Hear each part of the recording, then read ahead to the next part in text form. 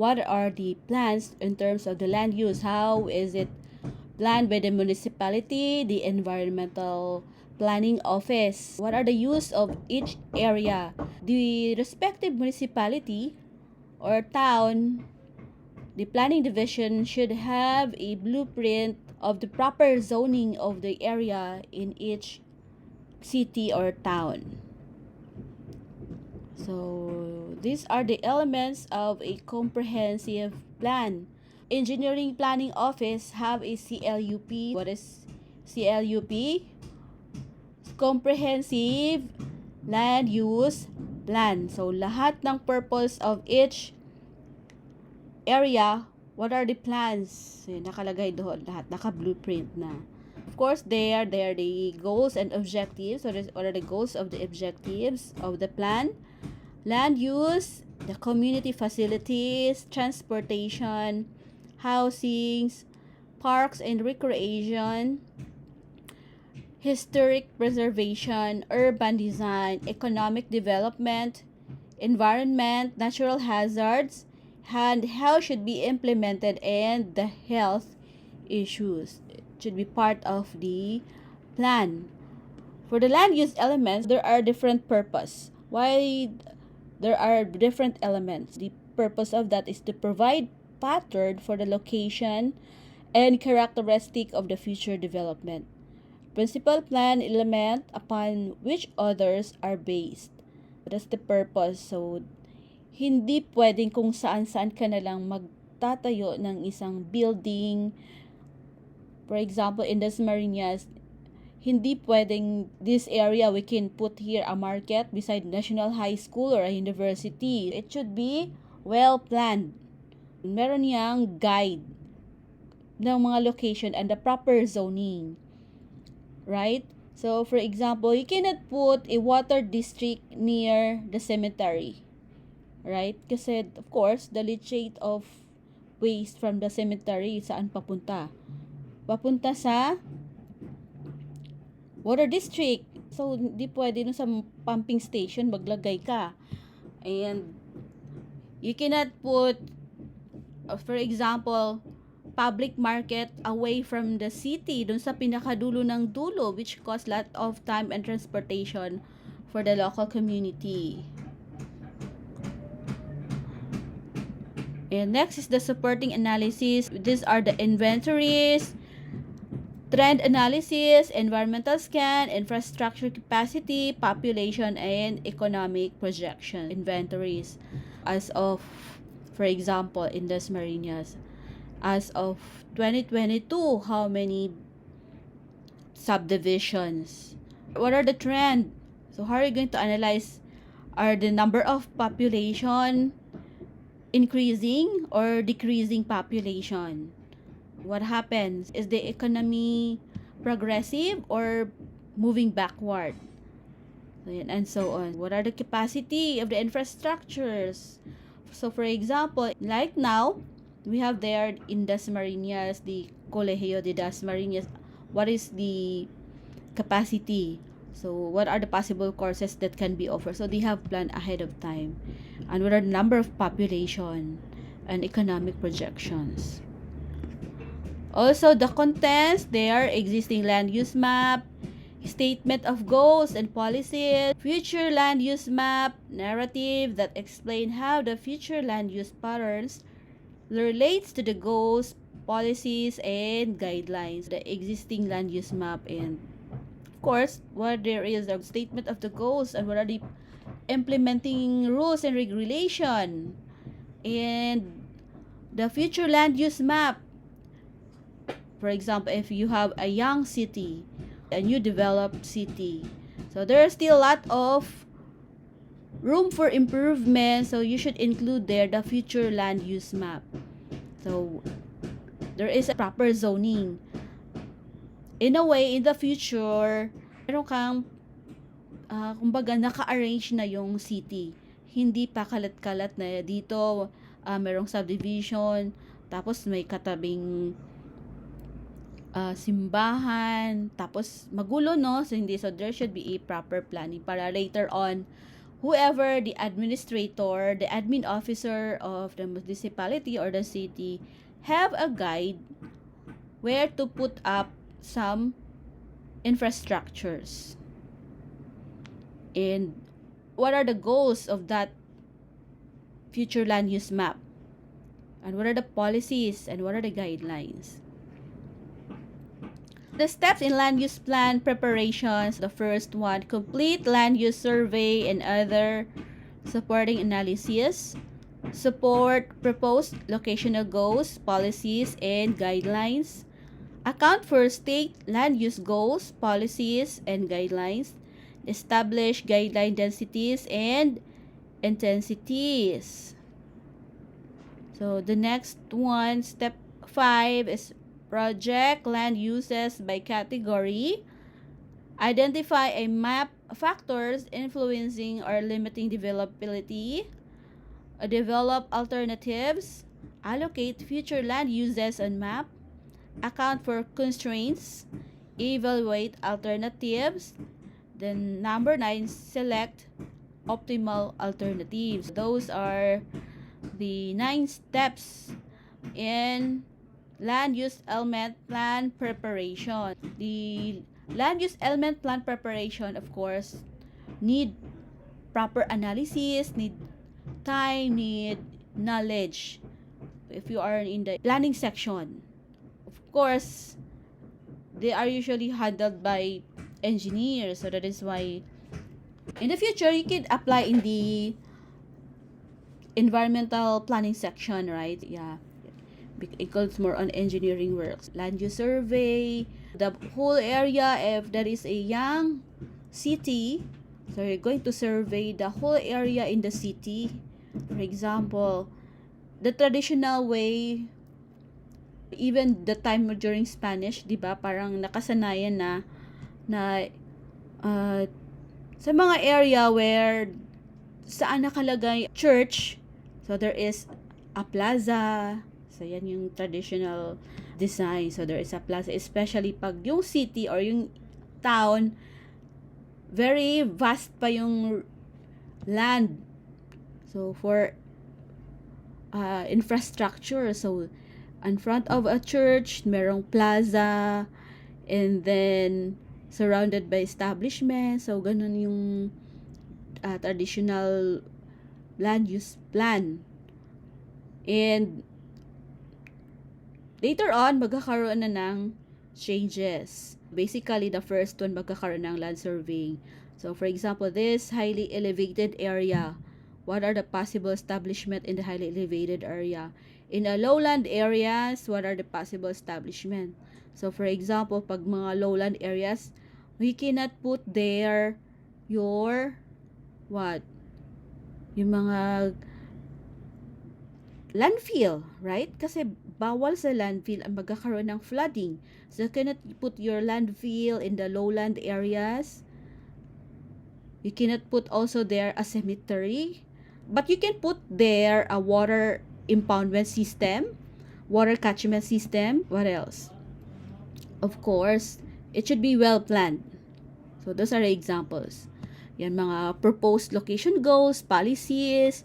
So you need to justify why aren't you going to put their landfill? 'Di ba? Kasi pag binaha, of course, that's a big problem. Yung leachate mo, dadami yung volume of leachate. That would be a big problem, and so on. So yun, account for state land use, then guidelines, and densities and intensities.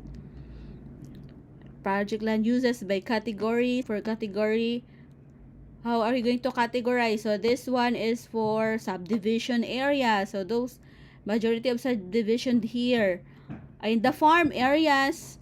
So this on this other side, there should be also a farm. So you're going to build a farm to Market Road. There should be an access for easy delivering of farm products into the market, into the community, and so on. Limiting developability. Alternatives. So what are the possible alternatives? For example, marginal lands. Marginal lands are like mga grassland areas. So you commonly they are used for grazing animals like cows, carabaos, if the area is not yet developed. So that area later on could be developed into school or subdivision kasi marginal land siya. So it can be convertible. So that is why some of the land can be converted into another purpose. So the zoning ordinance. So list and land use districts contains development regulation for each district, yards, height, bulk, or floor area ratio. So maximum lot coverage, maximum impervious surface ratio. There is a zoning ordinance like this one in Manila. How is it zoned? The green is for regeneration development areas. There should be a proper zoning. Yellow for urban control areas. The pink one is for urban promotion areas. So the red is suburban development areas. And this color brown areas is for tourism development. Blue lilac color environmental preservation area. So there should be a proper zoning. Each municipality has this zoning ordinance. The conditional uses, accessory structures and uses, landscaping, off-street parking and loading, home occupations, and signs. There should be a proper regulations of those zoning of the areas. So, for example, in a little community, in a subdivision, there should also be a proper zoning in a subdivision. Muna, micro example. In a subdivision, hindi pwedeng lahat 100% houses, right? So, the 20% of it should be allocated for 20% should be allocated for the park. So, meron yung allocation. So, merong ilang percentage for the roads. It should be balanced. There should be a proper landscaping. There should be a proper parking area. And there should be a proper signage. For subdivision regulation, there should be a purpose, legal authority, content, submission requirements, standards for streets, sidewalks, stormwater, open space, lot sizes, erosion, and utilities, as I mentioned earlier. If you're going to observe in your subdivisions, what is the purpose of having a subdivision? Of course, there should be a proper regulation in a certain town or country. So, in a way, organized tingnan, di ba? Napakaganda if it is organized. Hindi yung anywhere there is a sprouting of building, anywhere there's a sprouting of market, anywhere there's a sprouting of communities. So, disorganized tingnan. So, yan, napaka-messy. So, yan, and there should be, of course, mga streets, proper street access, sidewalks, stormwater, especially like Philippines, right? We have a rainy season, but we have also problems kasi some of the roads are developed already pero wala pa lang drainage system. So very din tayo with implementation. And so on. In the subdivision of a certain municipalities, how does the municipality, the land use subdivided? There is a pre-application conference, preliminary plat review, final review, public improvement guarantees, time limits. Yung we're going to review how it will be the timeline, exactions and fees, parks and school sites, storm drainage. Of course, those review procedures should be followed. Or else, like as I mentioned earlier, meron ng mga building, meron ng mga roads, but then walang storm drainage. So, that's a big problem. Pag umulan, hindi makaka-drain yung rainwater. The rainwater will flow kasi kulang ng storm drainage. We We have also the adequate public facility ordinances, impact fees, exclusive farmland districts, traditional neighborhood development zones, overlay districts, transfer of development rights, land unit development, density bonuses and incentives, so urban growth, boundaries, mga public facility ordinances. Like for example, what are those public facilities? Market, yeah. What else? Water district. And in other area kasi, meron silang centralized wastewater treatment facility, and also they have this landfill.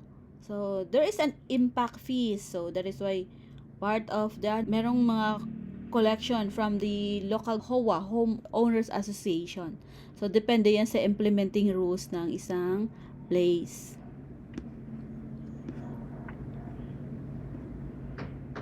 And there is a convergence of priorities, of course.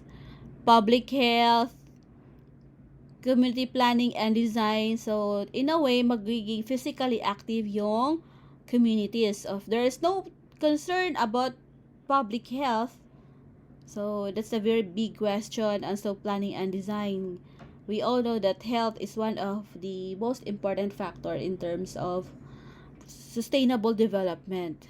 Para maging sustainable, it is one of the goal of sustainable development.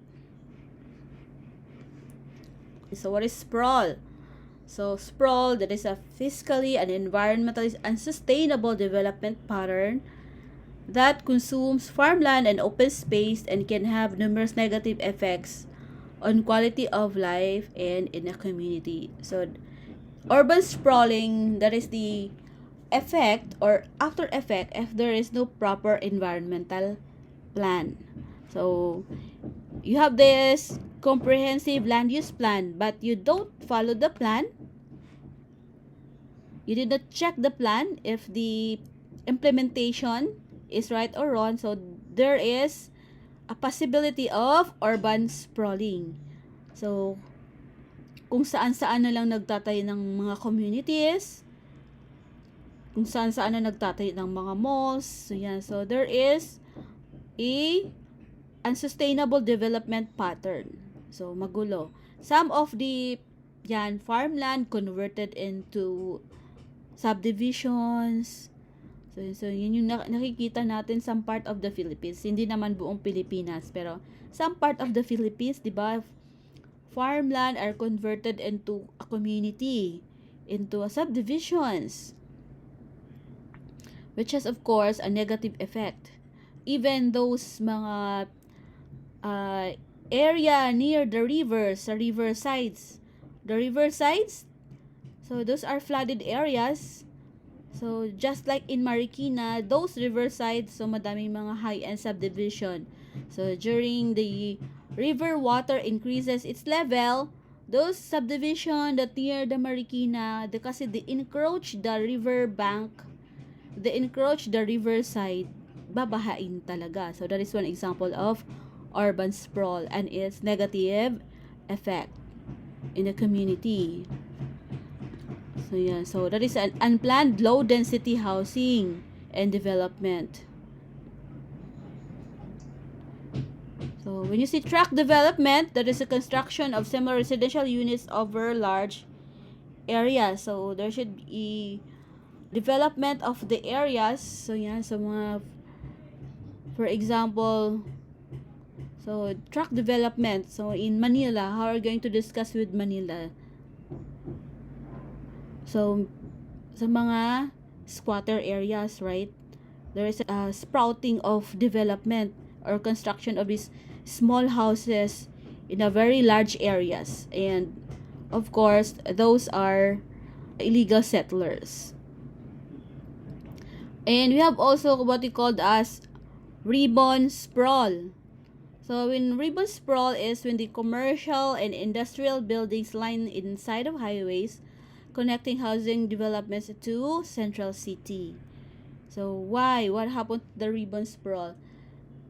So those kasi parang it's naging even long time ago kung saan yung of course roadways the tendency, yung mga tindahan, kasi, or like mga food chains, so mas prefer nila na malapit sa kalsada kasi nakikita ng mga customers, so yung possible customer nila, so nakikita yung area. So nagkakaroon ng encroachment on the side of highways. So pag nagkakaroon ng encroachment, so nagkakaroon ng what you called as ribbon scrolling. So yan, ribbon sprawling, nagkakaroon ng sprawl. So yan, and also we have there megalopolis, a merge of cities into large urban areas. So this one, Mega Manila. So yung tinatawag natin na Mega Manila, Metro Manila. So, merging of cities. So ilang cities ba ang Metro Manila as an urbanized areas? So what are the factors that contribute to sprawl? So the first one is lifestyle, increased wealth of the population. So for example, why do people from other area migrate to a certain area? For example, yung mga nakatira sa mga remote areas, why they try to encroach into the urban areas na in a way they are already illegal settlers. So pag may nakita lang sila na vacant na lote, so yan, nagsisettle na sila doon. So hanggang dadami sila. Because they have thought na meron silang hanap buhay, right? So they could find a job in that area. So yan, as compared, pag doon sila, like for example, di ba yung mga nasa illegal settlers, so they have this, nire-relocate sila sa isang area. Kasi nga, very, illegal settlers sila. But then, dun sa area naman kung saan sila nire-relocate, sasabihin nila, malayo sa work nila. So, there's no source of income. So, ibebenta nila yung area na yon kasi malayo, and babalik sila dun sa malapit sa urban areas. So, ayun, dadami hanggang magkakaroon ng encroachment of the area, illegal settling, and what we call as sprawling. So, economic. So, building on agricultural land less expensive. Tax laws encourage home development. So, yan. And also, in terms of economic, some of the factors. So, this one, for example. So, yung pinaka-common yung mga farmland ay binibili ng don't want to drop names, so maybe you know already, na isang napakayamang developer ng mga subdivision. So ini-encroach niya, binibili niya yung mga farmland, tapos tinatayuan na ng mga subdivision kasi when they are buying those farmland at very very low cost or less expensive. So, and then they're going to build subdivision and sold for a expensive price. So, yan, some of economic. And also, yan, tax laws encourage home development. And the other one is planning and policy. Historically, little coordination of effort. Zoning ordinances prohibit land use mixing and government subsidies. So yan, so as mentioned, so sometimes during implementation, like Philippines, we have a very poor in implementation, right? So planning and policy, so parang we have a good plans, but during implementation, yung policy or the rules and regulation, are we following the written rules and regulation? Are we complying? So that's a big question, right? And it is mentioned there that zoning ordinances prohibit land use mixing, but as we observe, we don't know why those areas, for example, why yung area ay ginawang even though bawal ha, kasi it's in RA 9003, open dump site. Why this open dump site is located near this mga subdivisions. So yan. And knowing that open dump site is bawal. So yan. And sometimes also when there is government subsidies, so yan, like for example, so in mga relocation areas, that is a government subsidized. And sprawl occurs in two forms. The physical, so that is a discontinuous land use along major transportation, scattered or partially completed subdivisions, scattered single-family housing unfractured in land lots, then transient commercial activities. So, physical sprawling, so there is a discontinuous land use along major transportation. So, what happened? So, because of discontinuous land use activities, so parang merong project, the government has a project, and then maybe some political issues. So, yung project na yon hindi natuloy. So, that's an example. And sometimes yung mga madami yan especially kasi Cavite, like here in Cavite province, we are near sa Metro Manila. So some of the subdivisions, maraming mga subdivisions na scattered along Cavite area, di ba? In Cavite area, and some of that subdivisions are let's say wala namang nakatira, yung parang abandoned. So yeah, parang siyang abandoned subdivision. So yeah, so physical sprawling, like somewhere in there in here in Dasma. So it's really a very very big vast area, kasi parang dapat na gawin siyang subdivision, but then hindi siya natuloy yung development. So ganun na, pero meron siyang mga roadways, so concrete na yung roadways, but walang houses, and it is privately owned. So that is a physical sprawling, right? Example of physical sprawling. So the other one is technological sprawling, or lacing of the periphery of an urban center by highways, power lines, gas lines. So yan, technological periphery. So sa Philippines naman, nakikita natin yung sprawling in terms of technology is wala namang gas lines, right? Power, it's more on power lines, yung mga nakalaylay na mga kuryente dyan, na mga, diba, yung, which is an eyesore. So yan, parang andyan na yung internet, fiber, kuryente, telephone line, ano pang ibang, so yan, so nakikita natin yung mga linya, so parang ano na, no, ando na lahat, nagbuhol-buhol na yung mga wirings, hindi na maintindihan minsan, no. So yan, so which these two sprawl, the physical and the technological sprawl, of course, has a indirect effects on the urban consumption of rural land. So yan, so spoil the land for agriculture and negative effects on the visual environment. So yan, aesthetic, yeah. Aesthetically, makikita natin yung along the highways, mga naka-intertwined na mga wiring. Sometimes yung iba napuputol, no? So that's very scary, baka makuryente. We don't know what's that line of wirings na yan. It could be a live wire, no?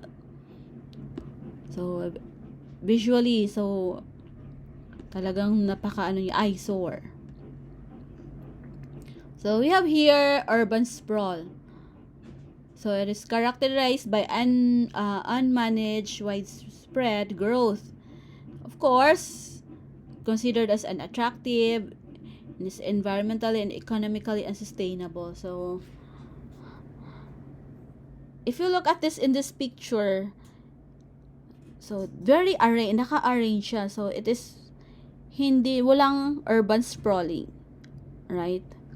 But if we look in the Philippines, we can say that indeed along the riversides, so andun yung mga uh, illegal settlers. So along the riversides, saan pa sila commonly? So kasi after your waste tapon lang sa river. It could be a solid waste or wastewater diretso na sa river. And napaka-duming tingnan, very unattractive. And of course, in terms of waste management, so unsustainable, yan, uneconomical. So even though ngayon meron ng mga river bank project, so develop na yung mga riverside, so yung ibang mga illegal settlers na nakatira along the rivers, so nire-relocate na. So yan. But common sa Philippines, ang riverside ay madaming illegal settlers. So for the ecological effects of sprawl, so yan, destruction of wildlife habitat, introduction of non-native species, increased risk of water pollution, increased potential for flooding, increased risk of wildfires, and destruction of wildlife habitat because sprawling, for example, those areas are supposedly there is a habitat for uh, in the mga wildlife animals along the riversides or in a certain area, but because of encroachment, because of sprawling, so trees are cut and tinatayuan ng mga, like for example, there is a somewhere in Quezon City or bandang Rizal, so and merong dyan, parang protected area and national protected area. So therefore, when you say national protected area, the building of houses is prohibited. But why are they there? So merong mga it is actually owned by a big time, yung mga doon, yung mga nakatira doon are employee of a big let's say a big industry, start with letter A. Maybe you have already a guess anong company yan na nag-start ng letter A. So mga employee nila, so they are there, nagtatayuan ng mga rest house. So those area are protected area, so therefore there are a lot of wildlife there. But andun yung mga rest house nila, no, 'di ba, ng mga employee ng big company A na 'yan.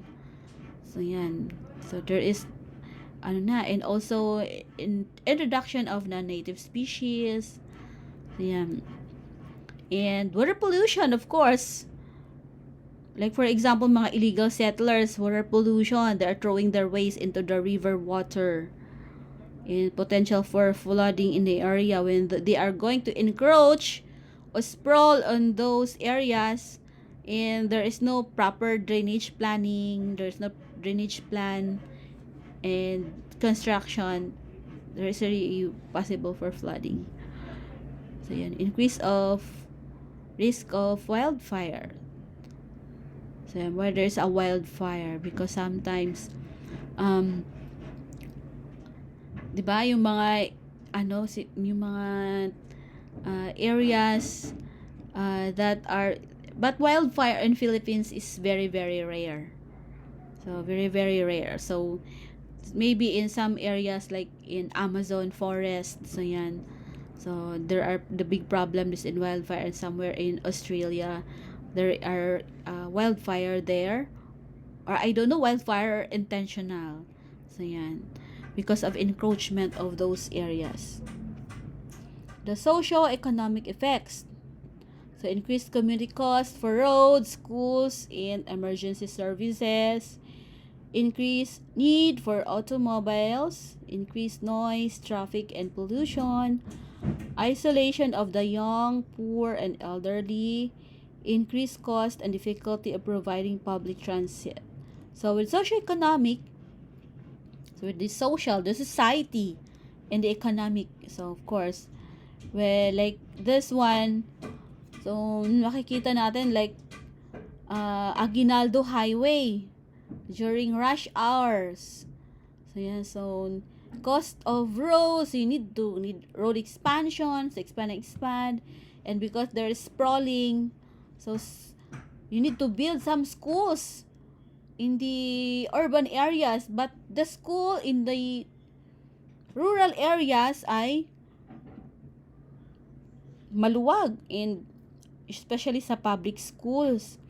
In public schools, so ginawa ng morning session, afternoon session, because kulang ng school kasi crowded na sa city, right? So yan, and need for automobiles, and yan, noise, the pollution of noise, traffic, so kasama na yan, and isolations, especially the elderly, so nagkakaroon na ng home for the aged, so yan, and so on. Public transit, that really a big problem, like for example in Cavite, right? So sobrang traffic. Also loss of agricultural and forestry jobs and traditional land practices, increased ordinances regulating logging, noise, and others, loss of rural character or community sense of place, reduced walkability or bikeability. So in terms of agriculture, like for example right now, because of war in Russia and Ukraine, so it's worldwide, nagkakaroon ng worldwide crisis, recession. So what happened? So especially sa agriculture, food crisis. So Philippines are, of course, kasi we are too much dependent with import food. So we are an agricultural country, but we are importing foods. So what happened? So we are affected with global crisis and food crisis. So, yeah, so we because the young generation tend to move into the city and leave their agricultural farms in the area. So yung mga farmlands binibenta, right? Kino-convert into subdivisions. So yan na. So wala nang nagpa-farm. Kulang tayo ng farmers. Kulang tayo ng mga agricultural workers. So as well as with the forestry, hindi na nagiging balance. So yan. So pollution, noise, odors, rural character. So yung community sense, so like for example parang the heritage, 'di ba, yung mga yung culture, yung you're going to value the Filipino culture, so parang nagkakaroon ng culture erosion, so nawawala na. That's the one of the effect. And yan, walkability and bikeability of the areas. So next is the land use impacts on human environmental health. So land use affects human health both directly and indirectly.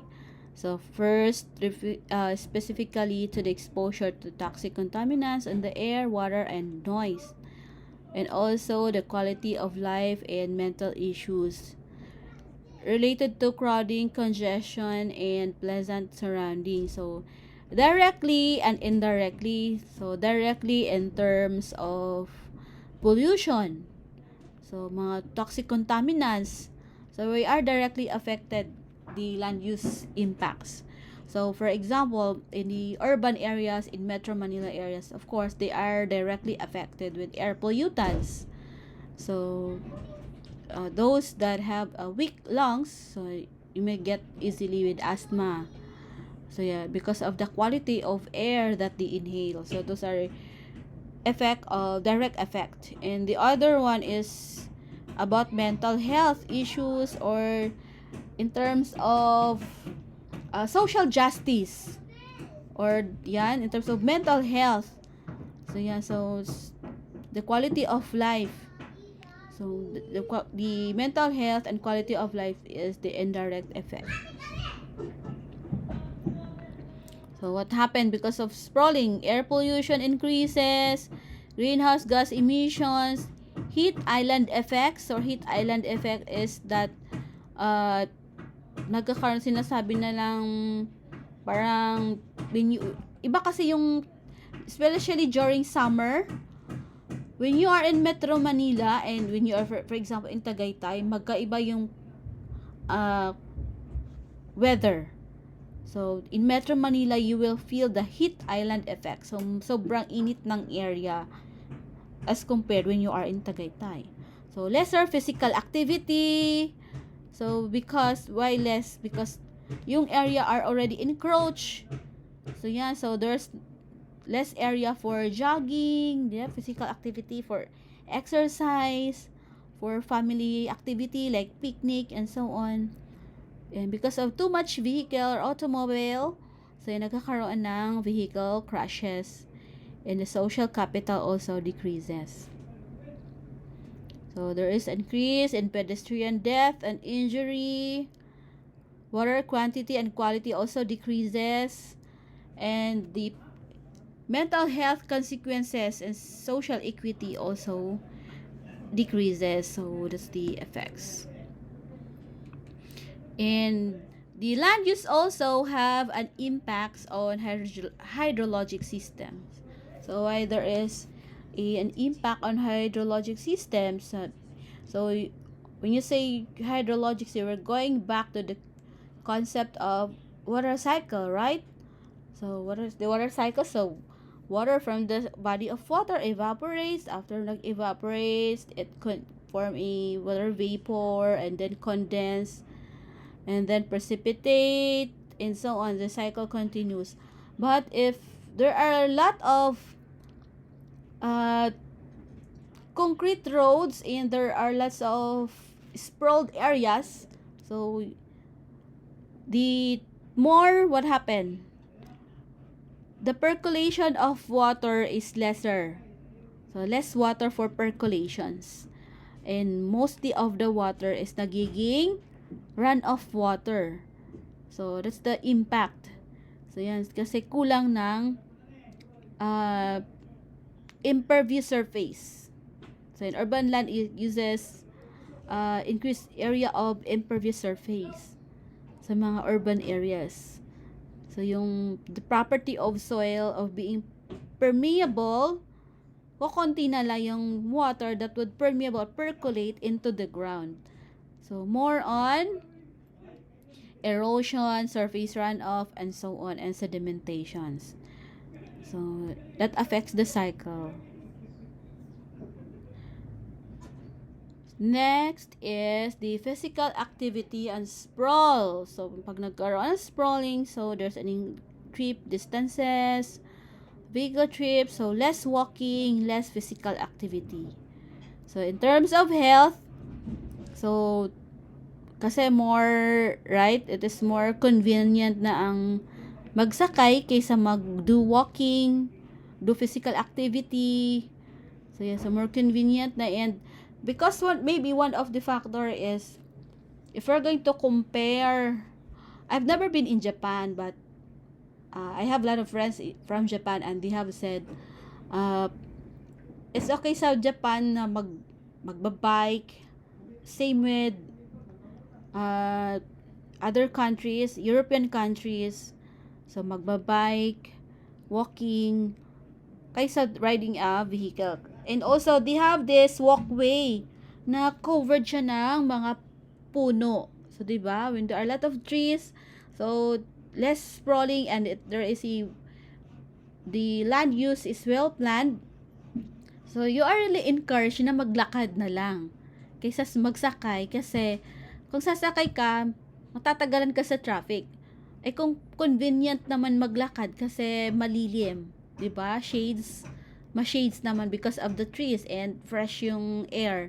Then why not try to walk and do physical activity? And if there is less walking or physical activity, so it would lead to overweight, obesity, and other diseases. So unsustainable for health conditions. So next is conservation, land conservation tools. So green space or open space, so enhances forest and habitat connectivity, provide recreation opportunities, preserve wetlands and floodplain areas. So when there is a connectivity green space in an area, so when it is well planned, so that is why they have said a green community, green building. So actually in Philippines, we have a group of professionals. So they are those that do uh, impact assessment, green building assessment. So they are the, how are they going to consider, parang reviewer of a green building. So they have this test, training, and accreditation. So in which they do analyze na in a certain community, so dapat merong mga green areas. So there should be a connectivity between the habitat. So yan, so from the forest into the city. Yan, so provide recreational opportunities also pag merong green space. 'Di ba pag merong green space, we love to do camping, we love to do picnic, right? So sitting around the area kasi very fresh and very calming yung area. And also preserve wetlands and floodplain areas. So I see it, I don't know if you observe, if you're from Manila, so merong signage dyan, wetland preservation project. I just can't recall the exact na nakalagay na words, but parang may wetland preservation kasi what happened, there are a lot of wetland nearby Manila Bay, but some of the wetlands there are what, converted. So what is the primary purpose, what is the ecological function of a wetland? So the ecological function of wetland is during rainy season, so it absorbs water. So thereby yung mga nearby communities ng wetland hindi siya babahain kasi it absorbs water.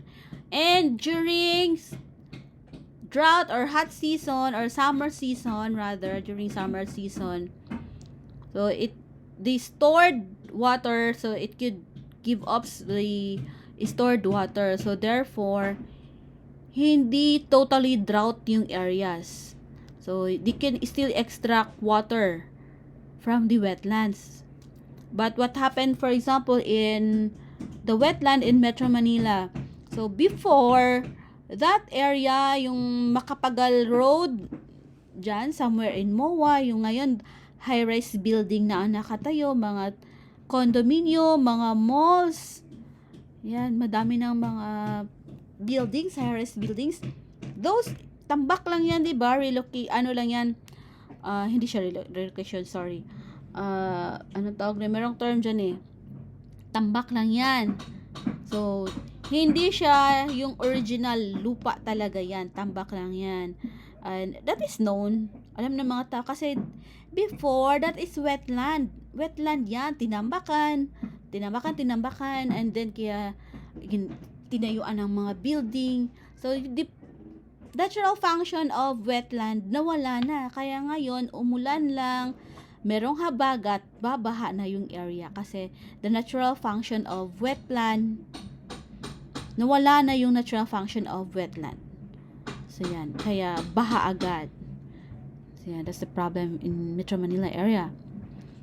Next is the green space strips that create linear parks for recreation are called greenways. So those greenways, so yan, greenways, yung strips of create linear parks. So those greenways connect people, communities, and countryside, provide recreational opportunities, increase public access to cultural and historic sites. So yan, so those are the purpose of green space. Also, increase property values, Provide refuge and migration of routes for wildfire. Correct me. Provide refuge and migration routes for wildlife. Provide alternative transportation routes for cyclists and pedestrians. Enhance economic development and tourism. Provide close to home access to green space. Improve overall quality of life. So those greenway systems. So of course the property values when the you have a very aesthetic area, so and balance yung area, so hindi stressful yung area tingnan, so relaxing, so of course the value of the property increases. And migration of the routes for wildlife migrations, like for example, so Lasal indeed is a good green space, a good green space for Cavite. Kasi the national park in Cavite is in Mount Palaypalay. So where is Mount Palaypalay? So that is very very far. That is in Ternate. So yan, but Lasal is a green space. As we can see, Lasal have different kind of trees, and there are also different kind of wildlife in Lasal, right? So we have there the owls, different kind of birds. As you, if you listen in your, if you are in Lasal, so birds all have different tweets. So each bird have different tweets or different sounds. So pag madami kang maririnig, so meaning there are a lot of birds. So in the Lasal, we have different birds. And I even saw one time in Lasal. So it's my first time I saw in Lasal. I don't know what are you to call that one, pero para siyang lizard na may wings. So naghap-hop siya dun sa mga palm tree. So that's our example of wildlife, right? So yan. Economic development and tourism.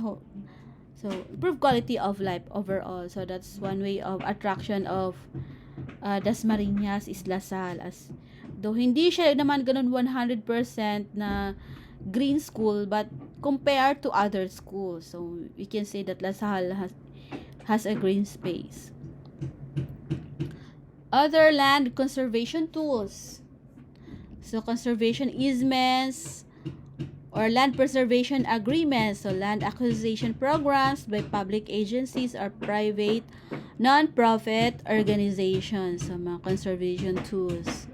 Land preservation agreements. So depende na yan sa mga local government and how they are going to conserve the environment. So for example, if that area is a heritage area, like in vegan, so vegan heritage na yung vegan area na yung vegan city.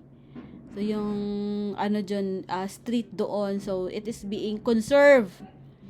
So what else? In Cavite, the bahay ni Emilio Aguinaldo, so those area are conserved. In Dasmariñas, meron ba naka-conserve in Dasmariñas as part of cultural values? Parang wala, no? In Imus, I'm not familiar with Imus and Bacoor. In Indang, there they have the shrine, the Bonifacio shrine and Apollinary shrine. So diyan. So they are being conserved. Practicing land use planning. So with conservation development. Conservation subdivisions employ smart growth principles, create dense clusters of homes, leave underdeveloped green space for conservation and recreation. So there should be a conservation development also. So for smart growth, so yeah, there should be smart growth kasi what's the opposite of smart growth? So the urban sprawling, kasi urban sprawling is unsustainable. So there should be a smart growth principle. And the green space should be preserved, and yan. So we have there the government response to sprawl are smart growth through growth management. So what is growth management? So those are policies, plans, investments, incentives, and regulations that guide the type, amount, location, timing, and cost of development to achieve a responsible balance between the protection and the natural environment and development to support growth. So yeah, there should be a growth management. There should be a proper management. So when you say management, there is an organization, a growth organization of policy and plans. So yan, to achieve a balance, a sustainable land use plan in terms of the protection of natural environment and urban growth or urban development. So smart growth emphasizes development in areas of existing infrastructure and de-emphasizes develop in area less suitable for development. So it gives emphasis on the development of areas where existing. So the existing infrastructures are further developed and enhanced. So in a way, less ang development dun sa mga suitable for de-emphasize development in area less suitable for development. So in a way, yung mga area which are conserved, walang masyado, hindi siya i-develop into something conserve lang siya, remain on its purpose. For what is the purpose of that zone? So for example, that zone is purpose for park, national park. So it should be for national park. Dapat walang encroachment. So yung area na assigned or zoned for development, for urban development, it should be for urban development lang. So you're not going to encroach the conserved area. So that's smart growth. It should be sustainable.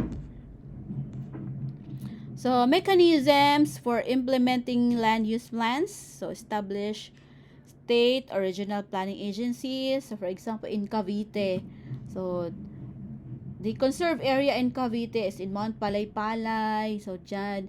And what are those areas na for development? So for example, Bacoor, sa mga urban areas is for development, and there should be no encroachment in the national parks, and it should be preserved. Purchase land or use rights, yan. Regulate use or zoning, designating land for a specific purpose or uses.